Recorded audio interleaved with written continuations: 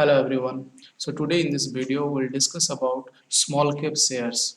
Small cap companies जिन लोगों का मार्केट कैपिटलाइजेशन डिफरेंट रीजन के लिए काफ़ी घट गया था लास्ट 1 वीक और 2 वीक से उन लोग का शेयर काफ़ी बढ़ रहा है। और आप लोग देखे होंगे मतलब जो कुछ कुछ शेयर जिन लोगों का वॉल्यूम काफ़ी अच्छा जाता है, काफ़ी बाय एंड सेल होता है, उस टाइप का शेयर जैसे लिस्ट में आप लोगों को आ जाएगा सुजलन, देन आपको JP power, JP associate, yes bank, idea, then आपको आ जाएगा R power, reliance power, uh, उसके साथ साथ डिश टीवी, ये सब ए ग्रुप कैटेगरी का शेयर आ जाएंगे आपके पास।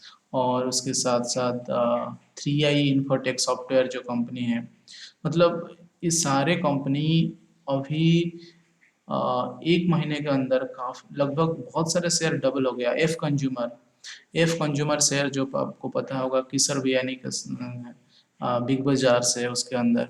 और बिग बाजार रिलायंस के साथ डील हुआ था ऑलरेडी, क्योंकि बहुत सारे लोन हो गया था, बिग बाजार अच्छे से चल नहीं रहा था, तो वो लोन को चुकाने के लिए किसर बियानी जो कि बिग बाजार का फाउंडर थे, और उनका जो शेयर मार्केट का उनका कंपनी लिस्टेड कंपनी का नाम था एफ कंज्यूमर। तो वो अ, मतलब रिलायंस कंपनी को अब पूरा डील कंप्लीट हो गया था। और लेकिन अमेजन के साथ कुछ जो इन्वेस्टमेंट था वो डील में प्रॉब्लम हुआ, और अमेजन इंटरनेशनल कोर्ट में, सिंगापुर में जो इंटरनेशनल लॉ है, कोर्ट में वो केस फाइल किया। तो उसके उसके लिए वो डील अभी तक कंप्लीट नहीं हो पाया, लेकिन अ, वो प्रोसेस में है। लेकिन लास्ट 1 मंथ से आप देखेंगे कि 6-7 रुपया करके ट्रेडिंग कर रहा था एफ कंज्यूमर, अभी 11-12 रुपये के आसपास हो गया, करीबन 80-90% लगभग डबल हो गया है शेयर। उस हिसाब से आप देखेंगे आर पावर भी 3-4 गुना, 3-4 रुपया करके जो शेयर चल रहा था, आज वो 12-13 रुपया करके, 14 रुपया करके चल रहा है। आप कोई भी ले लीजिए, डिश टीवी 7-8 रुपया चल रहा था, अभी 14-15 रुपया करके चल रहा है। मतलब ये सारे शेयर 2 गुना 3 गुना ये 3-4 महीने के अंदर हो गए हैं। लेकिन ये एडवाइजेबल नहीं है कि आप स्मॉल कैप शेयर खरीद के आपका पोर्टफोलियो में सारे स्मॉल कैप शेयर रख दीजिए। लेकिन लार्ज कैप के साथ साथ कुछ स्मॉल कैप में आप रिस्क ले सकते हैं, छोटा मोटा रिस्क ले सकते हैं, बहुत कम पैसे लगा, क्योंकि ये कंपनी का स्ट्रेट फॉरवर्ड आप बात करेंगे तो ये कंपनी का कोई भी मतलब फंडामेंटल स्ट्रांग नहीं है। जैसे आप वोडाफोन आइडिया मान लीजिए, वोडाफोन आइडिया का इतना ग्रोथ नहीं हुआ लास्ट 1 मंथ का बात करेंगे तो, नीदर यस बैंक भी इतना ग्रोथ नहीं हुआ। तो बट अदर कंपनी काफ़ी ग्रोथ किया है, जैसे अब सुजलोन भी ग्रोथ किया है। और 3i इन्फोटेक एक कंपनी है जो कि मतलब काफ़ी ग्रोथ किया है। 2 रुपया करके शेयर था, अभी 10 रुपया, 9 रुपया, 10 रुपया करके हो गया था। तो करीबन 4 गुना 5 गुना 6-7 महीना में बढ़ गया। और वो कंपनी अच्छा है, पर उसका प्रोमोटर का शेयर होल्डिंग पर्सन कोई कुछ भी नहीं है। तो वो कंपनी थोड़ा मतलब, लेकिन मतलब उनका परफॉर्मेंस में थोड़ा डाउटफुल है। पर उस कंपनी का प्रॉफिट, मतलब प्रॉफिट जो भी वो फाइलिंग में कंपनी दिखाता है, प्रॉफिटेबल कंपनी है, लेकिन वो कंपनी का कोई अ, अ, मतलब प्रमोटर का शेयर होल्डिंग जीरो दिखाता है। तो वो थोड़ा डाउटफुल केस है। इसीलिए उसका शेयर बहुत कम था, अभी शेयर का वैल्यू फिर से बढ़ा है। JP associate, JP JP power जो कंपनी था वो, मैं कुछ दिन पहले वीडियो बनाया था कि जेपी एसोसिएट का कितना 2008 से पहले कितना अच्छा उनका शेयर था, कितना प्रॉफिटेबल था, और कितना सारा ग्रोथ था। और जो उनका जयप्रकाश, अम, जो उनका फाउंडर थे, वो अ, मतलब आईआईटी रुड़की से पास आउट करने के बाद कितने कैसे कंपनी बनाया, एक मैं वीडियो बनाया हूँ, आप देख सकते हैं, the ups and downs of JP associates. तो ये कंपनी उनका काफ़ी अच्छा था, तो धीरे धीरे डाउन हुआ, लेकिन अभी कुछ मतलब एनबीसीसी जो गवर्नमेंट का एक कंपनी है, वो जो पेंडिंग प्रोजेक्ट्स है जेपी पावर का, उसको कंप्लीट करेगा, इस टाइप का बात चल रहा है। उसके साथ साथ जेपी पावर का एक दिन मंडे को जो रिजल्ट्स आया, वो 215 करोड़ का प्रॉफिट भी दिखाया है। तो इसीलिए ये शेयर बोथ जेपी पावर के लिए, जेपी एसोसिएट, क्योंकि जेपी पावर को के लिए कोर्ट में केस चल रहा था, और जेपी एसोसिएट उसके चलते काफ़ी डाउन हो गया था उसका शेयर प्राइस। लेकिन जेपी एसोसिएट भी मतलब लोन में है, और बहुत सारा कंपनी, जैसे उसका सीमेंट कंपनी अल्ट्राटेक को बेच दिया है, ऐसे बहुत सारा उसका हाइड्रो पावर, जेएसडब्ल्यू एनर्जी को बेच दिया। ऐसे ही उसका कंडीशन तो, फाउंडेशन अच्छा नहीं था, लेकिन कंपनी का शेयर इतना भी नीचे नहीं होना चाहिए था। और लेकिन वो काफ़ी ग्रोथ दिखाया, आज तो 12-13% की ग्रोथ हुआ है जेपी एसोसिएट का। और जेपी पावर का भी सर्किट लग गया, अपर सर्किट हिट किया था, 4% की अपर सर्किट हिट कर गया था।